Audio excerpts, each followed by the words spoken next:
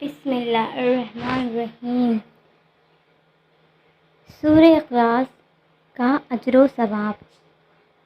پیارے دوستو، سورہ اخلاص وہ مبارک صورت ہے جو الحمدللہ ہر مسلمان کو یاد ہوتی ہے، اور اللہ اس سورہ مبارکہ کے فضائل بھی بے شمار ہیں، اور ان کا حصول بھی اللہ پاک کی رحمت سے ہر ایک کے لیے آسان ہے، بس ضرورت توجہ اور اہتمام کرنے کی ہے۔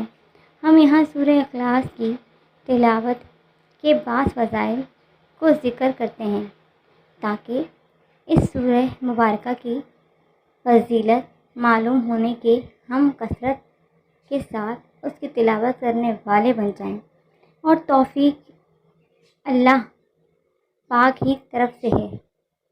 ایک مرتبہ سورہ اخلاص پڑھنے کی فضیلت رسول اکرم صلی اللہ علیہ وآلہ وسلم نے فرمایا، جس شخص نے قل ھو اللہ احد پڑھا اس نے گویا تہائی قرآن پڑھا۔ فرض نماز کے بعد 10 مرتبہ سورہ اخلاص پڑھنے کی فضیلت رسول اکرم صلی اللہ علیہ وآلہ وسلم نے فرمایا، 3 عمل ایسے ہیں کہ جن کو اگر کوئی ایمان کی حالت میں کرتا ہے تو وہ جنت کے جس دروازے سے چاہے داخل ہو جائے گا، اور جس سے چاہے گا نکاح کر لے گا، جو اپنے قاتل کو معاف کر دے۔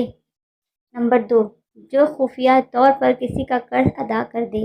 نمبر 3، جو ہر فرض نماز کے بعد 10 مرتبہ سورہ اخلاص پڑھے۔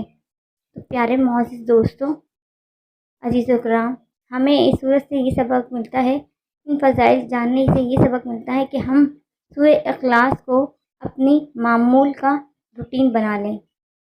شکریہ۔